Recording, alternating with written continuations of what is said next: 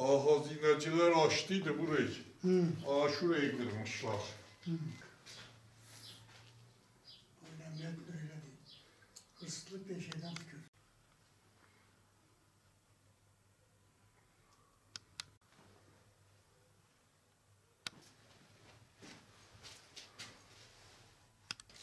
Biraz Allah'ın ya fıstık eləmiş.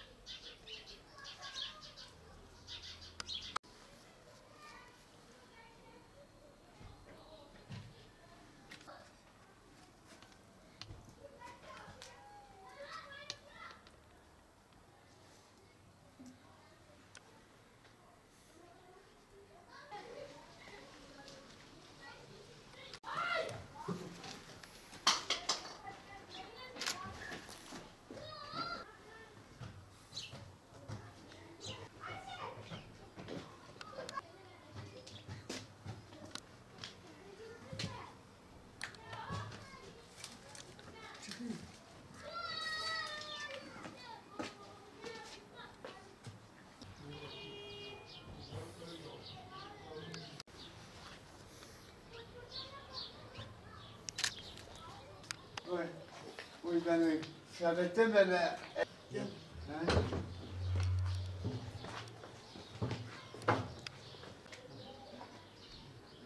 Ben acıktım da yemek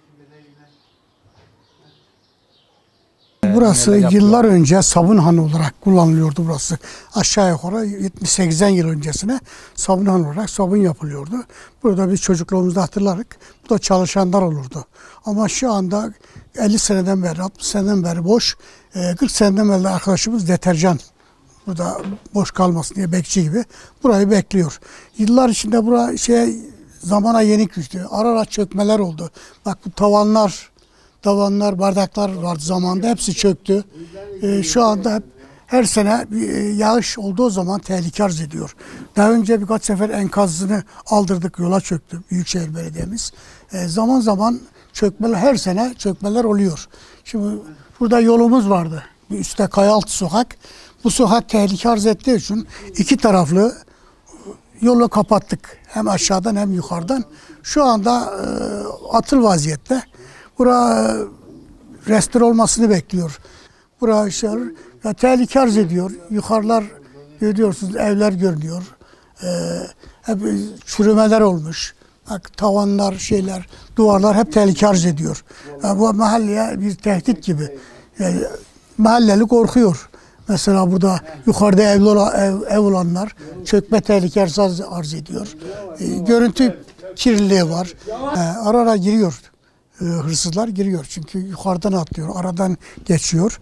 Atıl vaziyette arkadaş devamlı burada kalamıyor. Geceleri kimse olmadığı için duvardan atlayıp geçiyorlar. Hatta bu yan taraftaki evler de tehlike arz ediyor. Onlar da şikayetçi. Tabii bu han zamana yenik düşerek şimdi atıl vaziyette. Bunu Sabunhan Müzesi olarak Büyükşehir Belediye Başkanımız inşallah mülkiyet sorunu hallolursa bunu Sabunhan'ı müzesi olarak gerçekleştirecek. Buraya bir tarihi eser kazanılmış olacak. Şu anda çökme tehlikesi, atıl vaziyette, haraba durumda, mahalle tedirgin, görüntü kirliliği yapıyor. Ara ara yukarılardan çöpler atılıyor. Hani bayağı sorun yaşıyoruz. Buranın inşallah mülkiyet sorunu olursa Büyükşehir Belediye Başkanımız kendisi de yerinde inceledi. İnşallah burayı Antep'in ilk yerleşim. Tabii Antep'in ilk yerleşim yerlerinden zaten daha önce kalede ikamet eden insanlar artık güvenlik nedeniyle kaleye sığmayınca ilk olarak buralara yerleşmişler. Antep'in en eski yerleşim yeridir buraları. Peki buranın bir an önce restore edilmesini istiyor. Ya tabii bir an önce restore olursa hem kültür varlığımız kurtarılmış olacak, bir çevreye bir şey kazandırmış olacak. Hem de atıl ve görüntü kirliliğinden kurtulmuş olacak.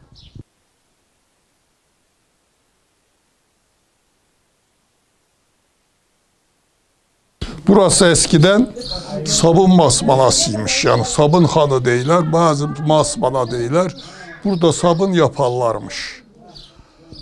Ondan sonra sabunu yaparlar, bu İskenderun'a ihracata gönderirlermiş de o zaman da buranın telefonu Antep'in 3 rakam kan buranın telefonu varmış.